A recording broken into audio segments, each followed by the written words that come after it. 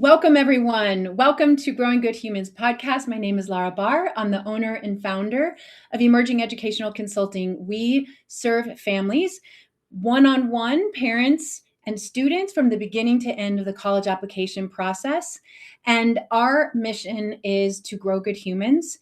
And we always say at Emerging, this is perfect because I'm going to introduce Andrea in the context of this, is that our goal is to have students know where they want to go, what they want to do, and who they want to be when they get there.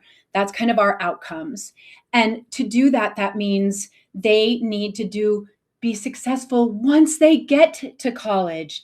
And what I've been finding these days is there's a gap between what students need to know going to college after they get in and how they can succeed there with just some basic tips and steps. And that's where Andrea Brenner comes in.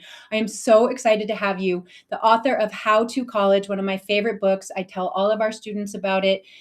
We actually even purchase it for our students when they graduate. So we love Andrea, and she offered up this time at the last minute. So Andrea, I want you to introduce yourself, and then we're just going to dive into questions for 30 minutes. Perfect. Laura, thank you so much for having me. Hello, everyone. Welcome. My name is Andrea Brenner. I'm actually a sociologist by training, which is sort of a unique path. I was a college professor at American University for over 25 years, and then transitioned into being a first-year administrator there, studying sociology of the first-year experience, which made me kind of in a unique place to create AU's first-year experience course.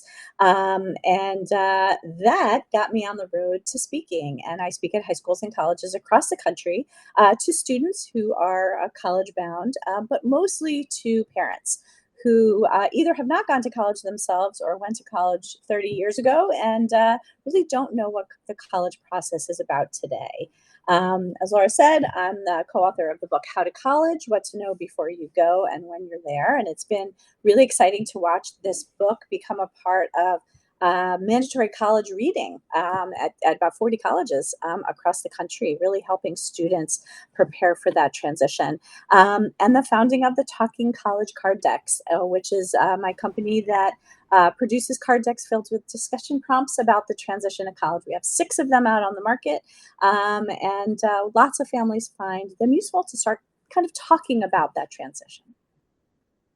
Well, I know 100% that most parents are going to ask this question is, what do they need to know to transition their kids to college? Like, what's in this book? What are in these cards? Sure, absolutely. Well, I would say the first thing I love to tell parents is if your student has been accepted, they are absolutely college ready. So you as a parent, and of course I'm a parent as well, might think, academically, they just don't seem maybe really ready or as ready as their peers, or maybe socially they're a little bit awkward, but academically they have prowess. So do know that, and I'm speaking with the hat of a college insider, messy students show up on college campuses and they are expected. So it is the rare student is 100% academically and 100% socially prepared for college. So if you feel as a parent that your student is kind of lagging behind in one of those 2 areas, do not fear.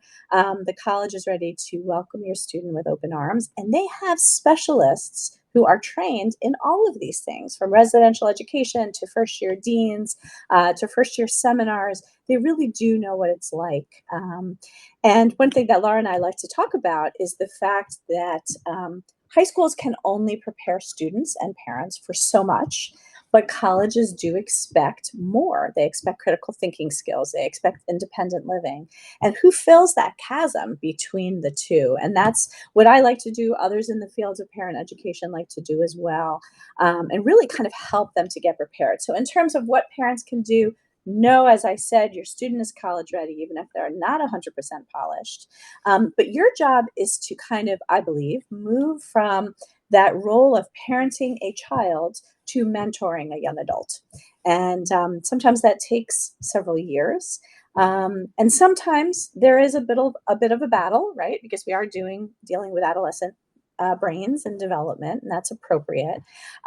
So some of it is just to sit down and start talking to your student, either with the use of my cards, or there's lots of exercises that parents can do.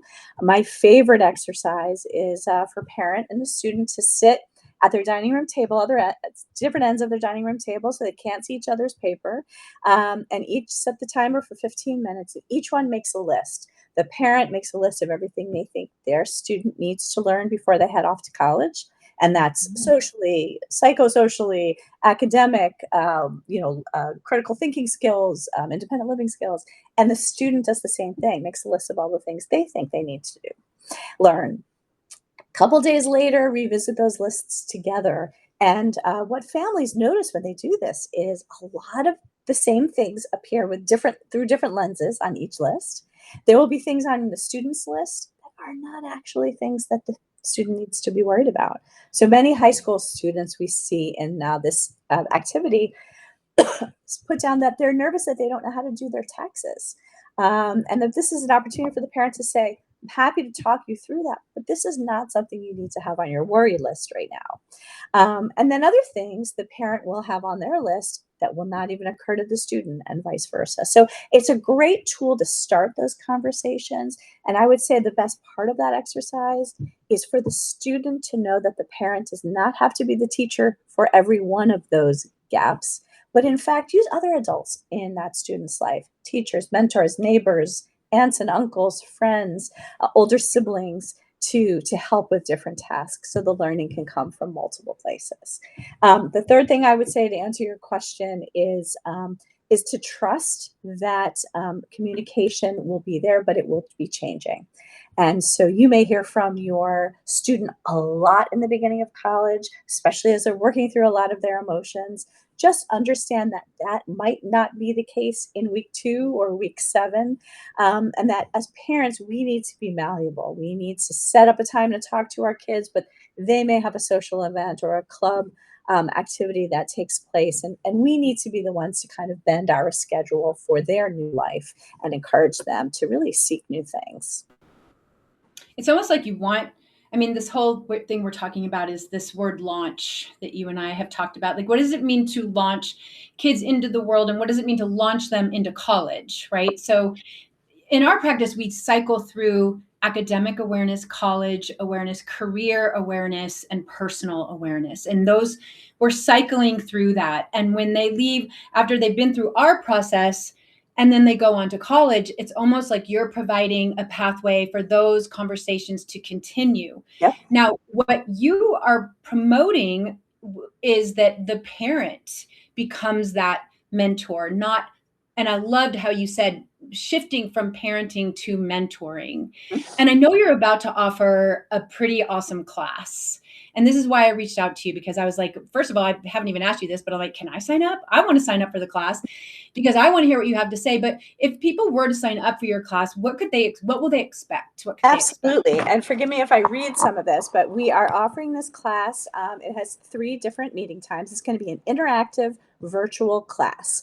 I believe strongly that we need participation from all the parents in attendance. Parents and educators are absolutely welcome to join us. The first session is called Change is Coming, Parenting Teens for College Expectations. And we're really going to, in this session, so kind of the introductory session, explore developmental, academic, and social changes that students will encounter and parents will encounter as their kids transition to college. As I mentioned, students are really expected to have some critical thinking skills, executive functioning skills that the college is going to expect, and how can we help fill that gap. So in that class, we're going to discuss how parents can help their teens prepare. And again, they're helping them with scaffolding, prepare, but moving them to a place where they're going to be continuing with support, just not necessarily the first support line being parents, right? So the more the parent can learn about that student's college or university that they're going to be attending, they'll know when the student comes to them and says, I'm struggling with X, they'll say, well, I know how the structure of your school works. Have you contacted your RA, your dean, your this, your that? So we are not being cut off as parents, but we are being rolled into rolling our kids into that new mentoring relationship, and also into encouraging them to find support on campus, because those are people who are trained to help our kids. We don't have to be the end all be all for our kids. So that's session 1. And there's 2 choices. You can take that class on April 8th or April 9th in the evening.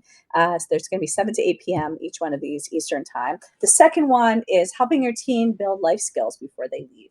And I think that's kind of a missed opportunity for a lot of parents. So in this session, we're going to review life skills. I think a lot of families think, my kid knows how to do their own laundry, they're set for college. But that acceptance letter does not come with those life skills.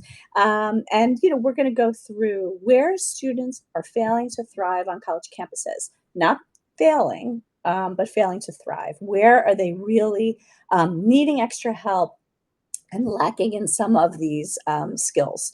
And so we're going to be talking about how to teach your kids how to budget money, manage their time, take independent control of their physical and mental health and wellness.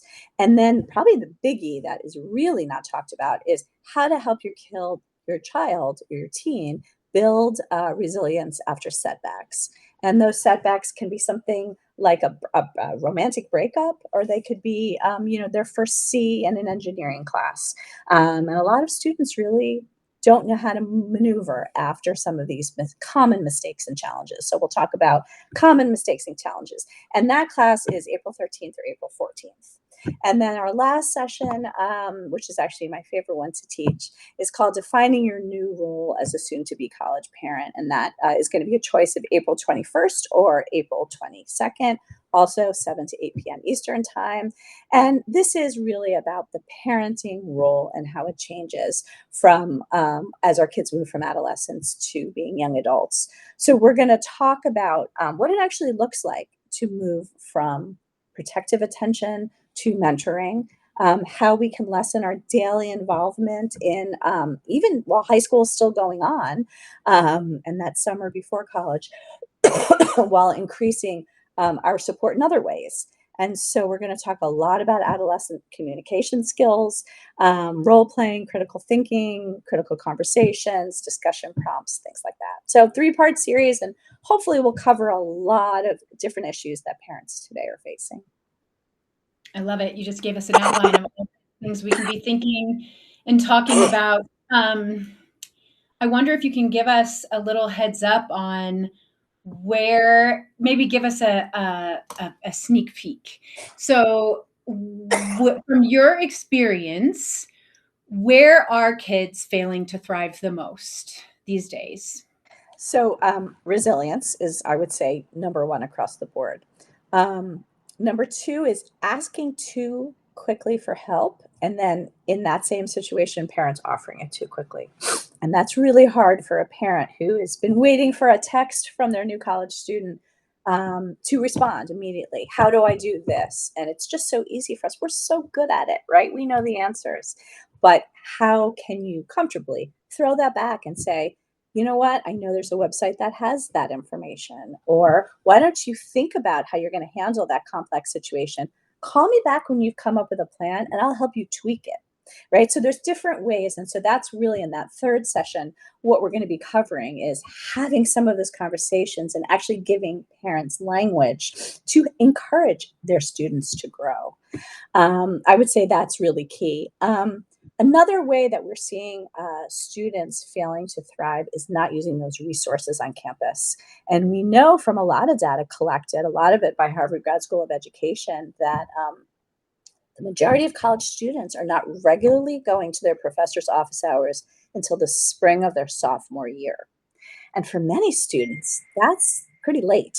And so we want to encourage students, as scary as it might be, to cross that threshold and go to those professor's office hours to meet with their financial aid officers, to talk to their RAs, to talk to the graduate TAs, even if they don't have a burning question, just to get to know some people who could be mentors.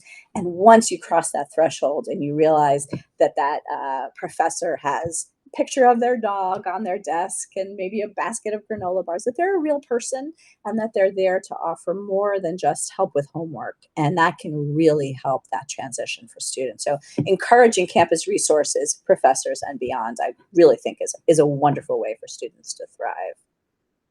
I don't remember which chapter it is in your book, but I remember the first time I read your book, flipping to the section that was talking about all the different roles that university, like all the different roles at universities, from dean to, I mean, it was fascinating to me. And to be honest, I didn't know. I'm Right. supposed to be this college expert. And I was like, wow, I know already that students coming in at freshman, sophomore, junior year, we have a whole thing that we call what is college anyway? Mhm. And we're kind of showing them like what's the difference between college and university? What's a BS versus a BA?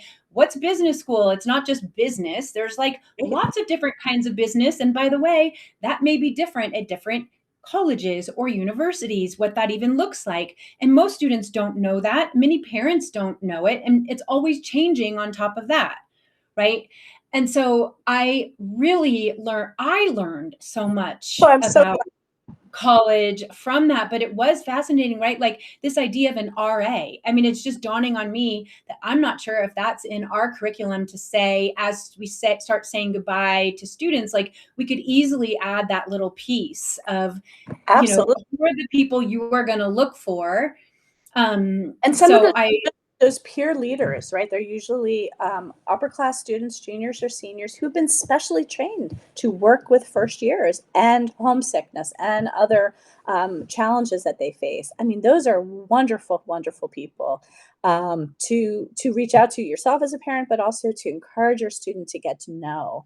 It's interesting because I think the first entree into it is we take our kids on campus tours.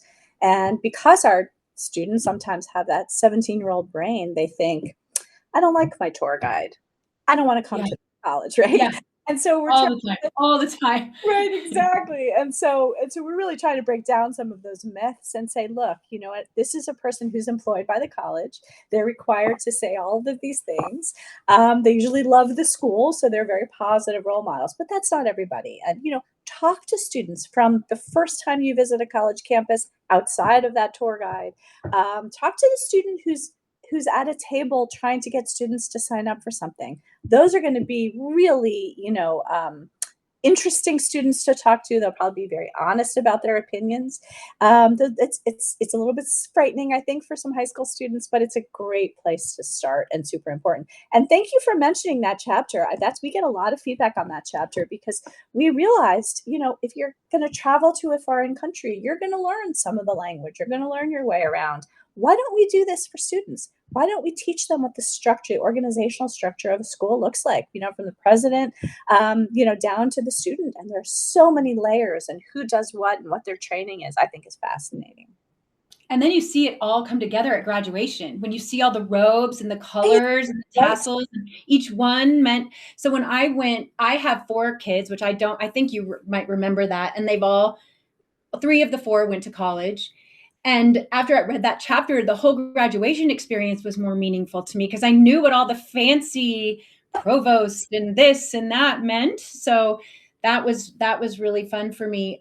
I have a little tip that just dawned on me is, right, that first when you're visiting colleges, I always feel like the college, um, it's like your students are hoping that they're going to get in. So there's a lot of energy around, should I like it? Should I not like it? Can I like it enough?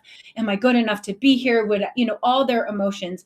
Once they've gotten in and that first trip you take them to drop off, I found my kids, especially before, like one day before the big drop off where you say goodbye to them, they're a little clingy to Mhm. you. And at that point was when, and I learned this after my first child, my second one, it's like, okay, before I leave, I need you to know, where is the mental health center? Like, we're going to walk there. We're literally going to walk there. The second one was, where is the hospital when you need stitches? Like, where's this Right, center? right. And then Yep. where's the other center? I agree Right? Like, 100%. Right. right. And then what else did we do? It was like, here's the grocery store. If you can't eat the food here, like, Right. here's the I would say so and so. pharmacy is another one to find out where that Yeah. is. Last thing you want to do is to figure out, with a fever, where the local CVS is, right? Yeah. But I love that advice. I mean, one of the things that a lot of first year experience classes do is they actually do that walking tour because they Mm. realize, and data shows that, if a student is in crisis, mental health crisis, it's so much easier to go to the counseling center if they actually know where it is. And especially on a big campus where you may have to take a shuttle, it really can help knowing the lay of the land, again, as you would if you were traveling. You wanted to get your bearings. So that's truly helpful. I love that advice. Another thing you brought up that brought back a memory is this. I mean, listen, back when I was in college, there was a telephone with a cord in the room, right? And you called your mom at 7 o'clock on Sundays, and Sweet. it was just kind of agreed. There was not all the texting. And I think what I've seen, I have a stepdaughter who went to college, and what I was so different than my experience because there was so all the anxiety was so public Yep. to us. Yep.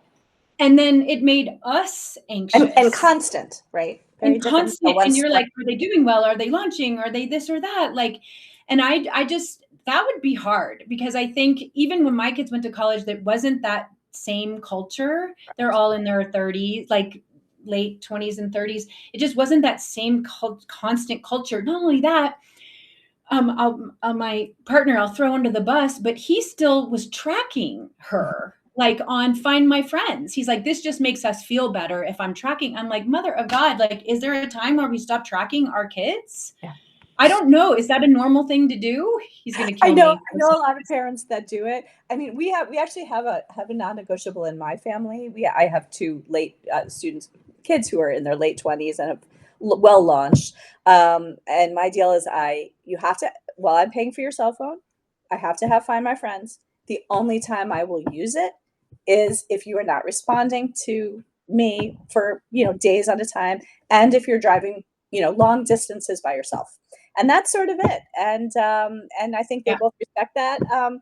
There have to be non-negotiables in every family, but I would say overall, parents are a little bit too involved with that daily struggle and that the minutia of every day, and that's part of our culture, right? We're so used to that public checking in, the constant. But just because we have the cell phone doesn't mean we should be constantly doing that checking.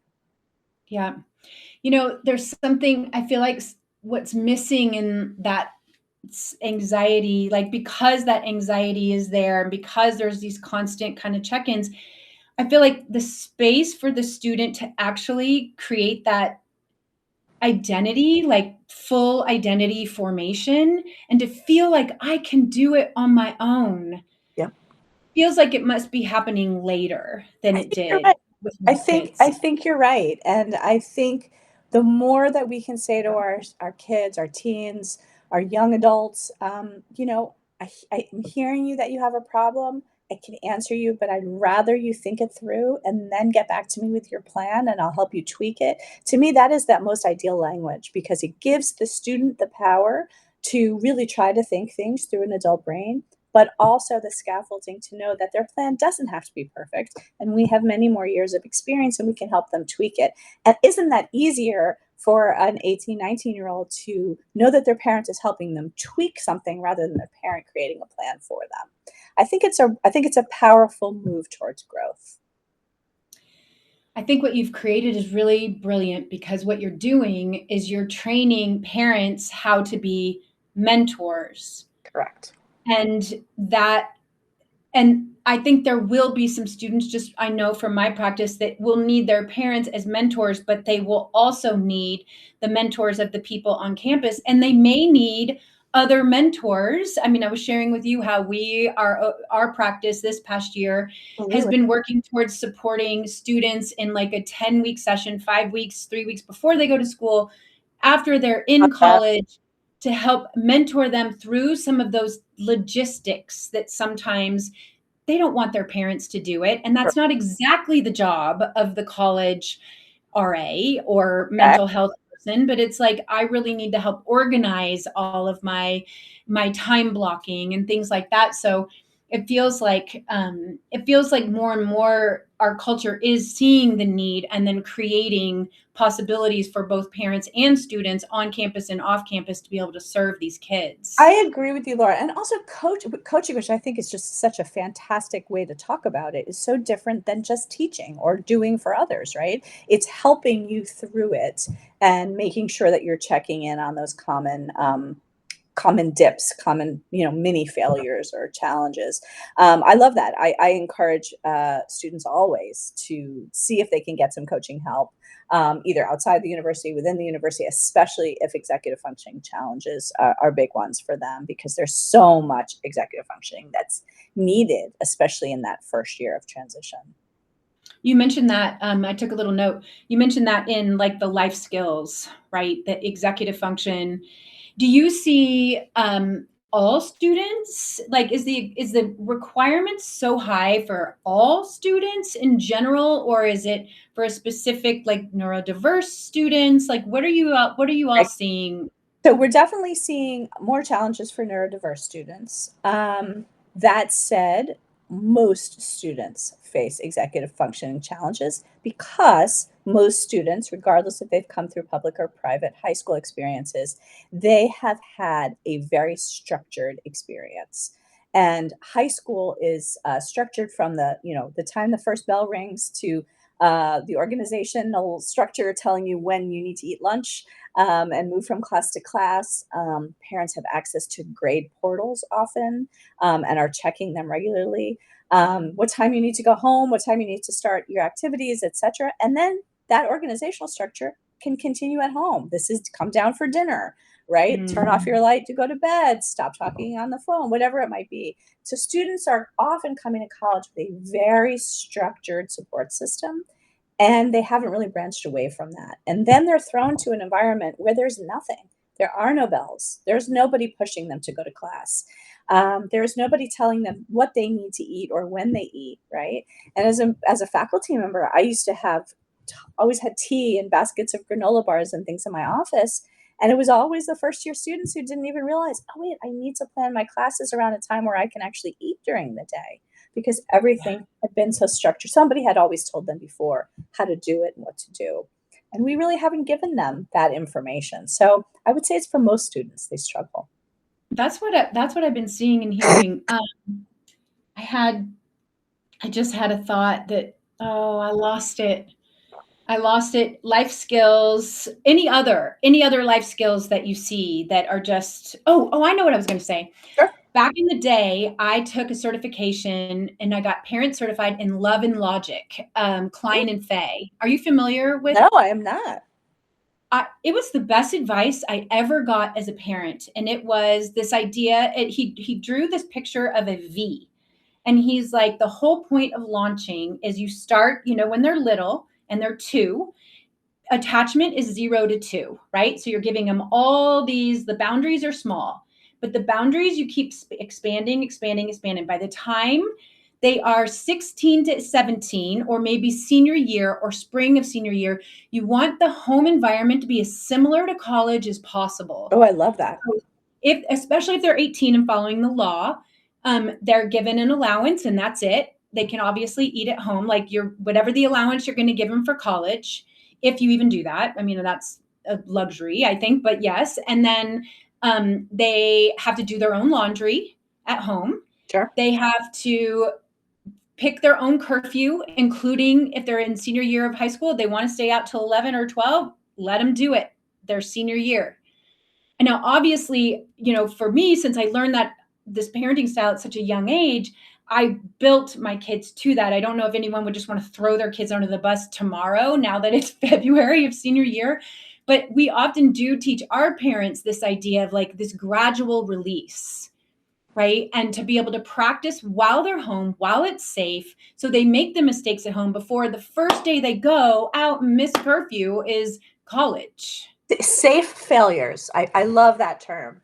It's not my term, but I love that idea of make small, safe mistakes while you're still living under your family's roof, because those mistakes get bigger and sometimes more dangerous when you're in college. So fail safely at home, have somebody there to help you with that, guiding you through it, giving you some scaffolding, picking up the pieces with you, talking about what you learned from that mistake, and then realizing, that you're really going to be doing this on your own. And that's a big. I love that idea of just slowly releasing, because it really does help the student and probably the parent in the long run. Yeah, I mean, I always say, gosh, it's great launching kids into the world. My kids have their own 401ks. Mhm. They have their own Netflix accounts and Amazon Prime. I'm like, and then I use their code for Netflix. That is Love that. launch, right? Like, That's I'm great. like, I That is use their definitely that's passcode. fabulous. I'm kind of joking. Some days are better than others. Don't get me wrong. Like, I launching is very different, and I think it's even launching even my kids in their 20s. Like, they call me all the time, which is great. But sometimes I'm like, you do realize I have a job, right? Like, I'm busy today. Oh my gosh, it's already 1:30. So we are finished. Did you have any last words? I know that we are going to post this into our parent community. I Thank know that you've offered a discount to Yes, our I wanna parents. make sure, yep, save 25, we'll give you $25 off the course. Thank you. So Thank you. thank you for sharing that link with your followers. I do appreciate that. Would love to see some parents at this interactive conversation. And then once you do pay and be part of our parenting course, you do get the Talking College Parent and Student Prompt deck sent to you to your home address. So you Nice. start having these conversations, and we'll also talk in that third session about actually how to have those conversations and what to say when your student says, "I don't want to talk about drugs and alcohol." Really how to actually engage in some very important conversations pre-college. Andrea, thank you so much for your time, and especially so last minute. I can't wait to continue to follow your work and to stay in close touch. Thank you so much, Laura. I appreciate you having me. All Have a right, see you later. All right, take care. Have a great week. Bye-bye. Bye.